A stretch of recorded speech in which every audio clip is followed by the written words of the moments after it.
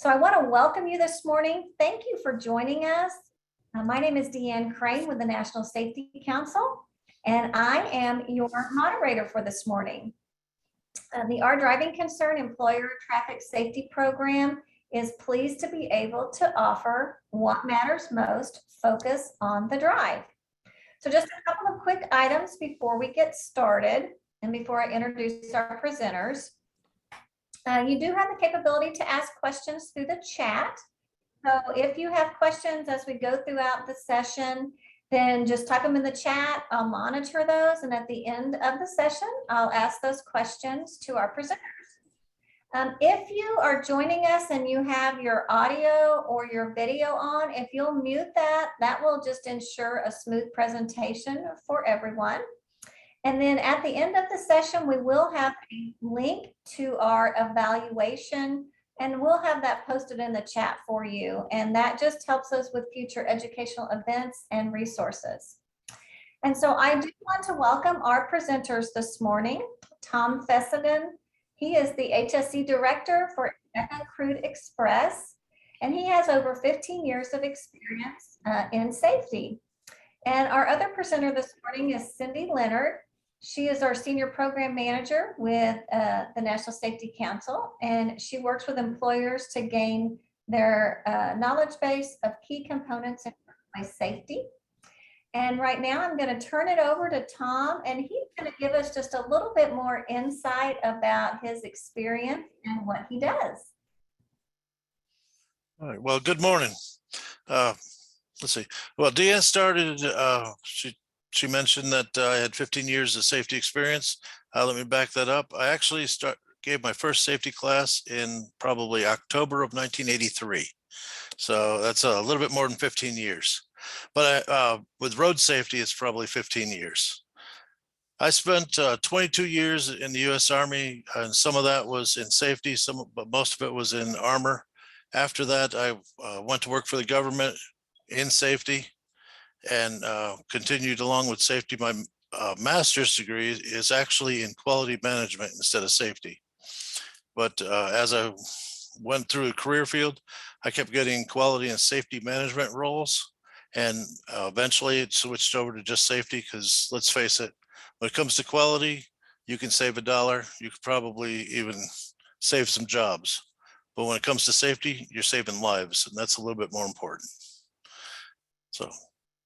I appreciate your feedback, Tom. This is Cindy, and I'm really glad that you shared with us your perspective from the employer's point of view, because we know that, you know, the bottom line is really kind of what drives a lot of things that we do, but you're just emphasizing the value of the life and how incalculable that is to us as employers and us as society is super important to keep in mind when we're talking about distracted driving. So thank you for giving us that insight into what you do. You're certainly welcome. But to move on here, I'm going to be talking about distracted driving. So, but before we do that, I guess we have to define what is distracted driving. One of the definitions I found in preparing for this says basically the practice of driving a motor vehicle while engaged in another activity, typically one involving a cell phone or another electronic device. I think it's interesting that they put a cell phone straight into the definition, but it's not necessarily the best definition. Another source that I found actually says that it's any driving activity that a driver engages in while behind the wheel. According to the most relevant distracted driving statistics, there are typically 3 types of distracted driving: manual, visual, and cognitive, which brings in the types immediately. But to put it simply, what it really is any activity done by a driver other than driving while driving. It's real simple. Why is it important to talk about distracted driving? Well, simply put, distracted driving kills. In 2019, 3,142 people were killed in crashes involving a distracted driver. And according to NHTSA, National Highway Traffic Safety Association, that's a 10% increase from 2018.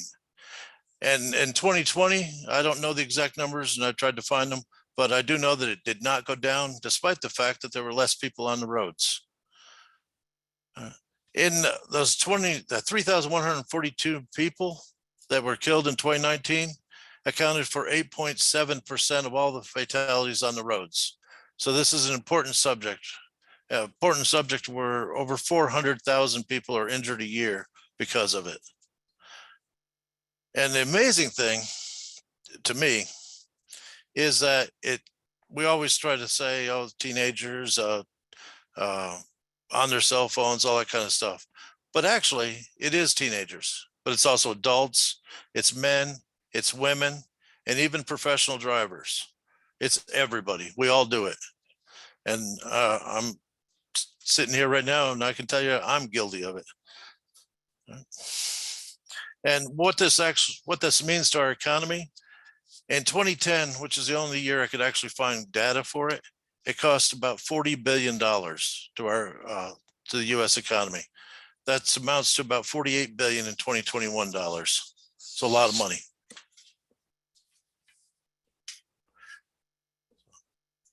Well, when it comes to businesses, it means money. It means more than money, actually. According to the Network for Employers of Traffic Safety, a non-fatal distractive accident costs the employer $75,176. And that's probably on the low side, because when you consider the cost of a vehicle, the cost of the cleanup, the cost of towing, I personally know that towing charges for moving a vehicle from one side of the street to the other can be over $2,000 just for them to come, hook it up, and tow it to the other side of the street.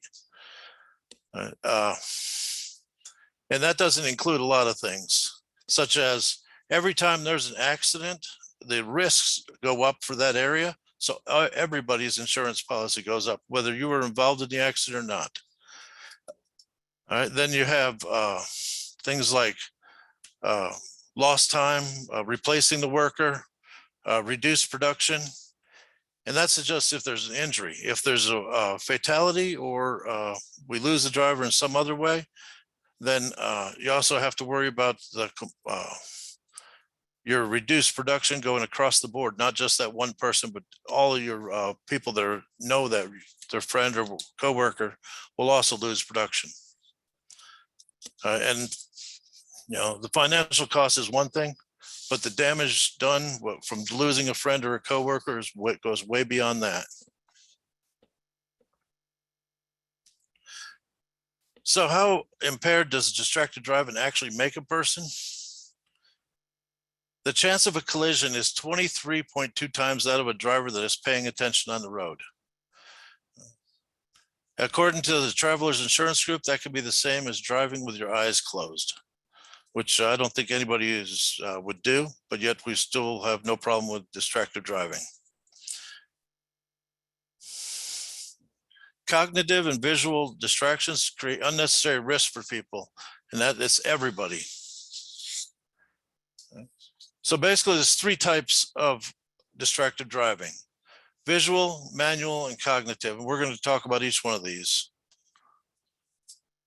Visual distracted driving is stuff like looking at something other than the road.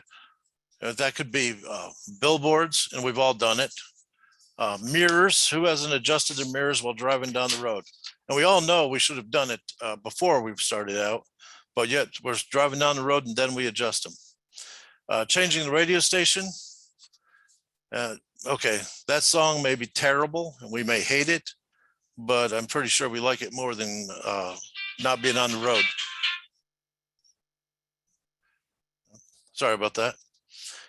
Watching TV. I have seen professional drivers actually watch TV while driving down the road.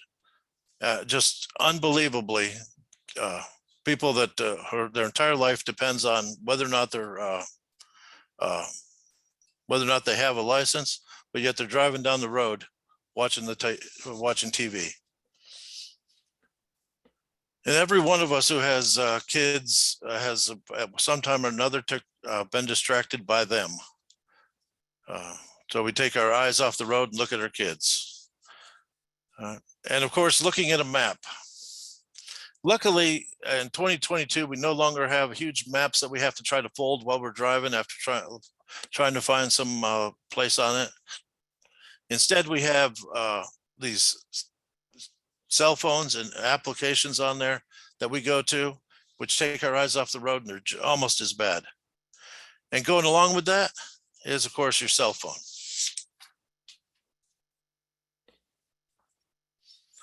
All right, manual distracted driving, which is stuff like hands doing something other than driving. When you're driving, you're supposed to have your hands on the wheel at all times, but a lot of times we don't do that. All right. Again, it goes along adjusting mirrors, which was also part of visual distracted driving because we have to look at it to do it, but it's also our hands are actually adjusting the mirror. Applying makeup. I've seen people do it. Adjusting the radio again. Both our eyes and our hands are doing that. Eating and drinking. And reaching for the phone, using your phone. And the worst of all, texting. And then there's cognitive distracted driving, which is thinking about something other than actually driving.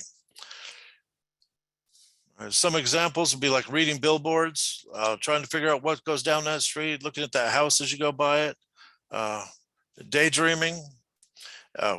Recent discussion with Deanne actually brought up the fact that certain songs can trigger daydreaming. So as you're listening to the radio, it can actually cause you to daydream, which I thought was interesting. And I personally have been guilty of driving through an intersection, a rather hazardous intersection, and not even realize I was doing it, that I did it until afterwards because my mind was on something else other than driving. Talking on a cell phone. It doesn't matter if it's hands held or hands free. It's still a cognitive distraction. And of course, again, texting. The thing about distracted driving is it would be nice if it was okay to do it once in a while and you'd be all right. But every time you're distracted while you're driving, there's that risk of having that accident, which is 23.2 times more likely than if you were actually paying attention. Did you notice what takes all three types of distracted driving? Cell phones. But cell phones are only one of the many things that are bad about distracted driving. However, they contribute to 70% of distracted driving crashes. Some other combinations of visual, mechanical, and cognitive risks, which is why cell phones are so bad, is they're all three of them, is reading makes it 3.4 times more likely for you to be involved in an accident. Applying makeup also is 3.8 times. Reaching around for moving objects, such as you put something on your dash and then you went around a corner and it slid over to the passenger side. You have to reach for it. We've all done it. I've seen it many times. That's 8.8 times as dangerous as we're actually paying attention. Turning around in the seat, talk to passengers in the back seat, grab something from the back seat, whatever it is also 8.8 times as dangerous. And then, of course, texting is 23 times. So you probably got the idea that cell phones are dangerous. And that is very correct. According to the National Highway Traffic Safety Association, driving a vehicle while texting is 6 times as dangerous as driving drunk. And research has also shown that because of the degree of cognitive distraction, the behavior of drivers using mobile phones, doesn't matter if it's hands held, hands free, is equivalent to the behavior of drivers at the threshold of legal limit of 0.08% alcohol. But texting is 6 times as dangerous as driving drunk. Yeah, and tongue-tied. All right. Now, we've all been told about cell phones, it's dangerous and all that, but and we've known about it for a long time, so it's probably going down, right? Well, I'm afraid not. It's actually increased between 2010 and 2019, 222%. Another NHTSA study determined that twice as many people reported using cell phones, whether talking or texting, when they were involved in a crash. And of that, of those people that were involved in a crash, 90% of them wanted tougher laws, which if they really wanted the laws, why didn't they just stop doing it in the first place? So I've mentioned a few times here that the hands-free is not better. It's hands-free, hands-held are the same thing as far as safety goes. All right. Multiple studies have shown basically that there's no difference. First time I taught a class on distracted driving was back in 2003.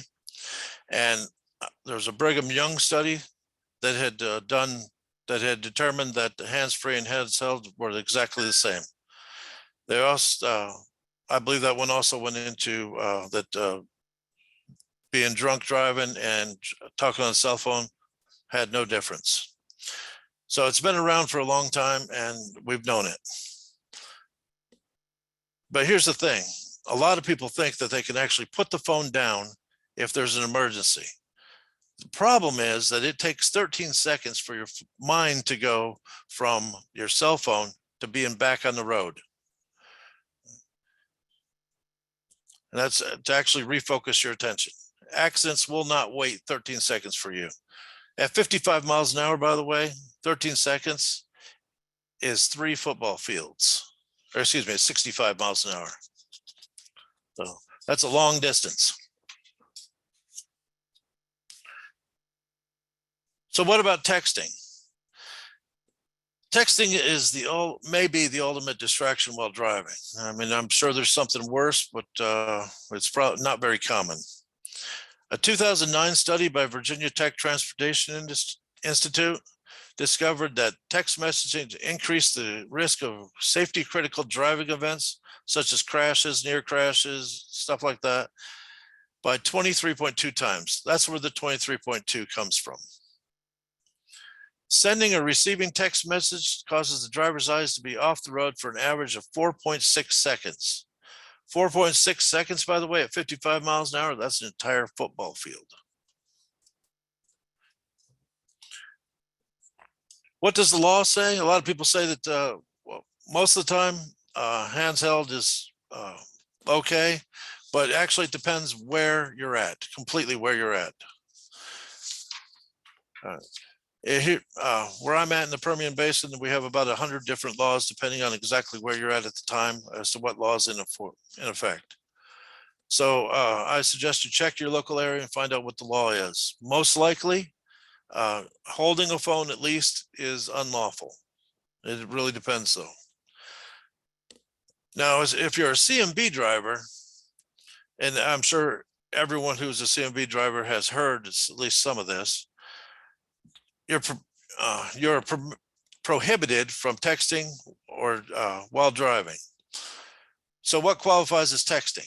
And that's the thing. Everybody thinks it's sitting there keying in multiple things. That's not necessarily what it is.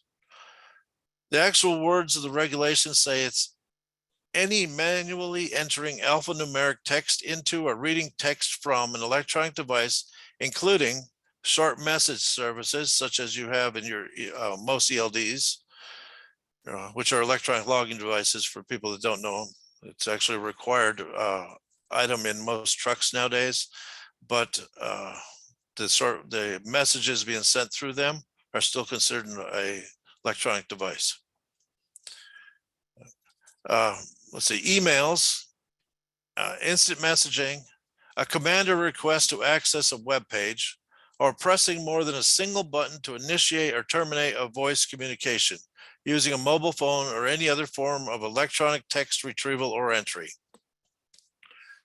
For a CMB driver, basically that means if you can do something with just one touch of your finger, you're okay. If it takes more than one touch, which To make a phone call and driving in my 2021 F-150 takes at least 3, but it takes at least 1 just to answer a phone call. But there's very few cases I can think of where it's actually 1 touch.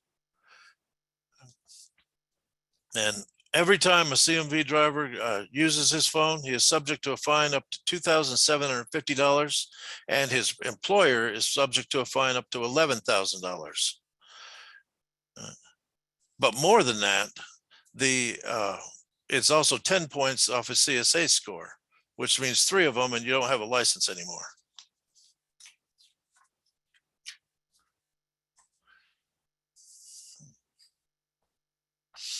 But not all distracted driving is equal. And I thought this was kind of interesting. The most common distracted driving events, smoking related events account for 1% of them. All right. Moving objects, devices, controls to operate the vehicle is 2%. Adjusting audio or climate controls is another 2%. So basically controls of the vehicle add up to 4%. Eating or drinking are 2%. Other occupants talking to people, talking or anything like that, where another person is distracting you, adds up to about 5%. If they're in the vehicle. If they're outside the vehicle, it adds up to 7%, which is strange that people outside the vehicle distract you more than people inside, but that's just kind of the way it is. Cell phone use amounts to 12%. And here's the big one. If you think everybody would think it would be cell phone, and I know I did too, but it's generally distracted or lost in thought amounts to 62% of distracted driving events. And that's the one that's hardest to beat, actually. So what can us employers do about it? Well, there's a lot we can do. The first thing, one of the things that we do here at Indeca Crude Xpress is we provide distracted driver training at least annually and during initial orientation. Next thing we do is we ban all cell phone use. We have cameras in our vehicles which can detect distracted driving, but they also can detect cell phone use, and they send an alert to us when it happens so we can notify the driver. We do not tolerate any cell phone use, and neither should you. Nobody really should. If somebody calls us and we find out they're driving at the time, that ends the conversation. They can call back. If we call somebody, they answer and they're out driving, that ends the conversation. We can do that later. All right, we require drivers to pull over to make calls and to text. If they're lost and they're trying to follow whatever application they're using as a map application, they need to stop to look at the map. I mean, we always keep it in mind. We send out texts. We mention it every month. It's always on our bulletin board, letting drivers know distracted driving is something that can get people hurt. It can get people killed. Another thing is that we're going to is that we're going to be asking our drivers to install apps that will reward them for their drive time while they're not using their cell phone. So if they're being safe while they're driving, this app will actually reward them for it. And if anyone wants any information about that, they can give me a call or email me. My email is on the slides. And I'm sure there's other things out there that people can do, and I'd love to hear suggestions if anybody wants to email me those too. So what can employees do about it? What can the actual driver do? You know, a big one that actually helps out a lot that people don't think about is get enough sleep. Right? Obviously drive safely, but a big part of driving safely is getting enough sleep. Another one, well, let me go back to that. Fatigue driving leads to a lot of different distracted driving incidences. We tend to be less disciplined when we're fatigued. So we do things like pick up our phone when it rings. We'll make that quick call. We'll answer that text or whatever it is. All right. So getting sleep is probably the number one thing. Number two, put away the cell phone. Just put it somewhere where you can't reach it. You know, put it in the glove compartment box, over on the side of the passenger seat, and then don't reach for it. If you have to text or make a call, pull over. Find a safe spot and pull over. All right, plan your route. Use a journey management plan. We have journey management plans here for every one of the routes that our drivers take. The journey management plan not only tells the turn by turns of exactly where they're going to be going, but it also has what hazards they can expect to see, what different things along the way, such as narrow bridges or potholes, and they're constantly being updated. And since we pay any driver who has an update, we give them $15 just to send in that update for us. So whoever drives out there next knows that the information he has is accurate and updated. Limit the number of passengers in your vehicle. The more passengers there are to interact with, which means the more time you're going to spend distracted. Avoid eating and drinking while driving. If you're down a long trip and you need to eat along the way, that provides a perfect opportunity for you to stop and rest, get yourself woke back up before you drive. And let's see, keep your eyes moving. Look at your mirrors every few seconds. Make sure you know the space around your vehicle. Keep that space as good as you can by maintaining a good air cushion around your vehicle.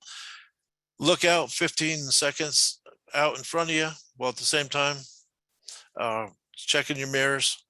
You do all that eye movement, it'll keep you from being distracted. It also help keep you awake.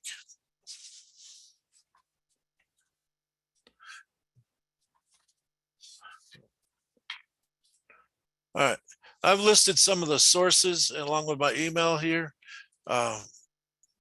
Some of these have some great information. I strongly suggest you look into them and try to pull down information to train your employees with, or that just for your own education. So, and my email's down there. Like I said, just anybody who wants to email me can. Thank you. Well, thank you, Tom. And, you know, one of my favorite parts, and always this presentation, every time we went through it, just seemed like you followed a logical path with really pragmatic suggestions for all of us. And I appreciate the specific policy wording and information that you shared regarding what you expect employees to do when they're driving and what you expect them not to do. And it's a great share for this group, also about the professional driver expectations through the CMB process, because we have a lot of employers that work with us that don't have the professional drivers, but have drivers within their employee base. So those are really great ads. I love too that you gave us suggestions as people, you know, as things that we need to do because we know better. And often it's the case that we've got the data, but we don't have the behavior change. So, you know, any insight from you or anybody else on this call about why people do these things, even though they know better? And I know you talked about that a little bit more, but maybe you could kind of summarize your thinking on that. Why do people do what they do? With regarding just distraction, driving while they're too tired, risky aspects of taking your eyes, mind, hands off of the wheel. Why do people do those things? I'd love to hear from any of you. And Tom, I think are you still with us? You look. Oh, I'm with you. Okay. You're just very still right now, no. And I wasn't sure if you were buffering. So, but what are your thoughts on that, Tom? Why do people do these things? Well, see, there's a song that goes something like, I want it now. I want it all. I want it now. And I think that's exactly the culture we've kind of got out there. And it's not really that extreme, but we're not used to waiting for things as much as we used to be. And that is so true. And I think you and Deanne and I talked about that just last week. And she used the term instant gratification. You know, yes, we're all, and I see Deanne, you're unmuted too. So if you have something to jump in and add to that, I just think people, like you said, and to her point, want what they want and they want it now. And they hear that ding and it's a habit. It's an addiction to want to address that call. And I love that you remembered that Deanne had shared about daydreaming and listening to music, because that's actually becoming the fourth level of distraction through the research community. They're trying to figure out, why it is that about 60% of distracted driving is caused by something that isn't mechanical, something that is mind-based, like daydreaming. And then how the academics can figure out how to measure that. That's going to be a really difficult thing for them to nail down. So, maybe some of you have examples like that as well. Do you recall a time when you were listening to the radio and missed something, and oh my goodness, a deer jumped out, and maybe you could have noticed it if you weren't sort of in your own world? So sometimes those are reasons crashes happen, and it's cited on the incident report because maybe they're just considered a little bit lighter than actually saying, oh, I was texting and driving and that's why I crashed. So we probably are guilty of a little bit both, and underreporting those things is the situation. Because if a responding officer hears that you've been on your phone as the reason for a crash, then that might carry a little bit more weight in a lot of respects. So the daydreaming might instead get you off the hook. So what other thoughts do people have about daydreaming? I see somebody sharing, is it really daydreaming, or is it people thinking about things that they need to do? I think it's both. I think we are constantly thinking about our tasks and how we're going to knock them out. And we have so much in our day. I know a school official shared with me how often they have teachers coming into the parking lot, getting out of their vehicle, and they're so distracted while they're walking that they're walking in front of vehicles for a variety of reasons. And they're planning for a multi-level day. In their mind, they're getting ready for that process. And it's so interesting that can happen. But on a long trip, daydreaming, certainly going back in your mind to a simpler time, or something that makes you happy, is almost like an escape that keeps you occupied, as it were. And with professional drivers, they're doing that kind of long haul driving more possibly than the rest of us. So it's great to hear these things. Deanne, I'm seeing a lot of comments come in, and I haven't been able to really process all of them. We do have a few more comments. Someone had mentioned that handheld sometimes makes drivers stay on longer, and that can add to the issue. And so that is a comment too. Everyone listening to music, which can be very distracting. So that's something that we've talked about. They mentioned, especially in heavy traffic. And then someone else put on the flip side that listening to music can sometimes keep people awake. She said for her, audiobooks keeps her awake on long trips, and definitely that can be the case as well. And I think also sometimes as people, we think we're invincible and nothing will happen to us. So, talking on the phone, we do it all the time. We can, what we call multitask, which is not really multitasking, it's switch tasking, but that, we've done it before and nothing happened. And, we kind of have that invincible mindset about us that nothing is going to happen or go wrong. And so we proceed to do that same bad behavior. Absolutely. Mhm. So another comment on here is I didn't include shaving, and that's a good point. I have seen people actually shave instead of putting on makeup, but I think those were included into the same kind of group. So Yeah. that's a real good point. I'm sure we've all seen crazy things. I've seen someone eat cereal out of an actual real bowl with a spoon. I've heard that And people have, milk, I have trouble not dribbling as it is. I can't imagine doing that while I'm trying to steer.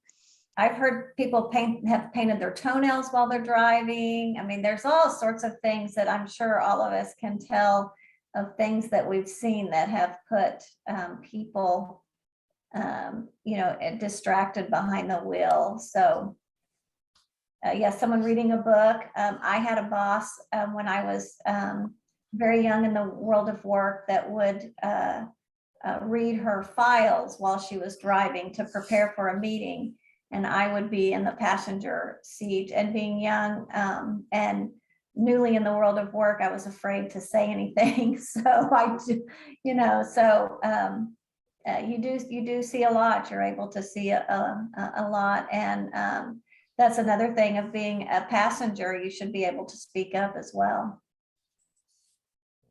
Excellent point. I'm seeing a question that I kind of like to address this in the chat from Lita about bus transportation companies and how distracting the passengers are. You know, years ago, we worked with a shuttle service who reminded us that their cargo was human, their cargo was live. And with that came a complexity of distractions. And one of the things that they had done to combat that goes back to what Tom said about fatigue. They offered rest areas. Rest areas within their location for between rides so that people were getting enough rest. They really focused a lot of attention on fatigue itself. And then another thing that they did was include a driver assistant, which has been effective ways of managing bus transportation in some school districts. Maybe not recently due to some shortages of drivers and things like that. It creates a lot more problems trying to staff that. But these are some of the ways, because the operator can't be better at managing distractions. Their brain works like all of ours, so it's very complex. Tom, did you have something to add to that?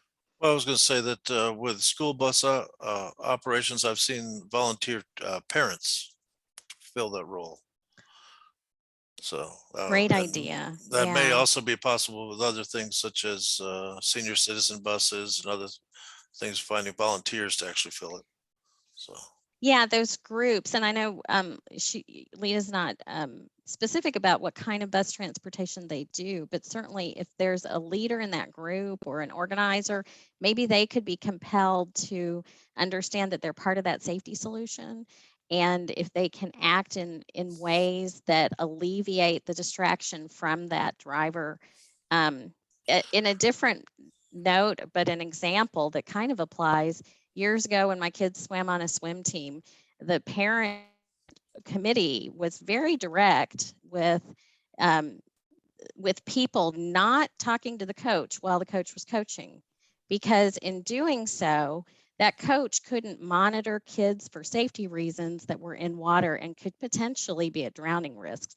And so that was just a very strong statement at the time, and it was modeled. And I mean, parents knew. You talk to the coach before or after practice, not during. So, maybe that's part of how you change a bus transportation culture too, when it's a private party like that. You've got somebody that's coordinating, and that person needs to really understand that for the safety of everybody, including themselves in that bus transport, they need to help with that distraction component. So that's one idea. We had somebody else mention about the infotainment systems, that a lot of times the screens are large.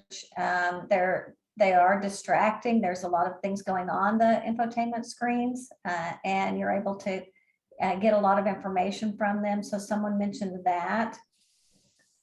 Someone else mentioned that they may be installing cell phone blocking technology while the Great vehicle. idea. That is a good idea. However, a lot of the other systems in commercial motor vehicles work off cell phones, so it's or cellular technology, so it's kind of impossible for a lot of times. But Mhm. Yeah, that's an easy fix, really. And the reason people keep doing these things is because they haven't had a negative um, experience from it. They haven't had a crash. Maybe they haven't had a near miss in a while. And so they continue to do things under the guise that they're better drivers than other people. And I know that's come up many times in your comments. So I appreciate that you all are bringing that understanding to the table this morning as well. And I'm trying to catch up. There's a lot to read here. Carolina put a comment on here, says you can daydream without music. There's actually a lot of triggers that can cause daydreaming. It's not just music. It could be smells. It could be a lot of different things. But the point I was trying to make, and maybe I didn't quite make it, is that we need to be aware of it and Yes. watch when it happens so that we can break out of it before we get hurt or hurt somebody else. Right. And I think when you and I talked about that, Tom and I had mentioned like an old song would come up on my radio station, and it could elicit a daydreaming experience or something. I could recognize that, and I would change the channel, the radio station, or turn the radio off. Wow. And so that has happened to me before, where I'm like, oh gosh, I'm not 100% concentrating on the road. I'm thinking about something else. And so I will change the station, or sometimes I'll notice if a song comes on, I may think, oh, that may take my mind off of the road. I'm going to change the station before that song ever really gets into playing. And so I just go ahead and change it anyway, even though it may be one of my favorite songs. And, I would enjoy listening to it. I just change it anyway, just to be safe. So Deanne, that's really practicing willpower. I'm impressed. I have to say I need to apply that, as well as apply that every time somebody offers me a chocolate cupcake, because my doctor says that those aren't good for me either.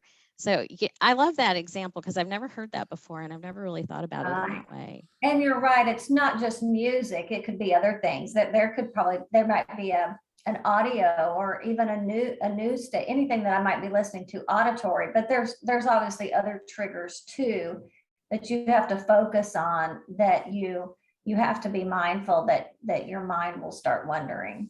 And it is hard. It took a long time to get to that point. Well, it's good for us to be thinking about, because that 62% of crashes associated with distractions isn't going away tomorrow. So, hearing that the number is that compelling may lead us to, further think about this off the call. I think our discussion's been really great. Tom, have you got any lasting words for this group to take away today? I think that well, I had something, but it just went away. Probably I got distracted. I'm sorry. That happens to me all the time. You got distracted. Actually, I did want to say something here. David and Jared both kind of have the same comment on here. And David said that many of us have deceived ourselves that we can talk on the phone and drive safely, which is false. And it's exactly right. We've deceived ourselves into believing this. It's not that we think we're impervious, or that we're Superman with unbelievable reflexes or whatever. It's that we think we can multitask, and multitasking never works. I like to call it multi-messing up, and that's really what it is. So if you can think of that, to leave with one thing, that would be it. Don't multitask while driving. Absolutely. Well, thank Excellent you so point. much, Tom and Cindy. And as we're getting ready to end our session for today, which has been an awesome one, I've put into the chat our evaluation. So if you can grab that link as you're exiting out, take just a minute or two to complete that. We very much value your comments, and which helps us with future events. So grab that on your way out. And we do appreciate all the comments and the interactions that we've had with this session today. We had a lot of questions in the chat and just comments, and that led to a great session. We appreciate Tom leading our session today and all of your valuable information. We appreciate Cindy's information as well. And so with that, that concludes our session. I will follow up with a post communication email. So be watching for that in the next day or two. And with that, that concludes our session. And just make sure that you have a great, safe day.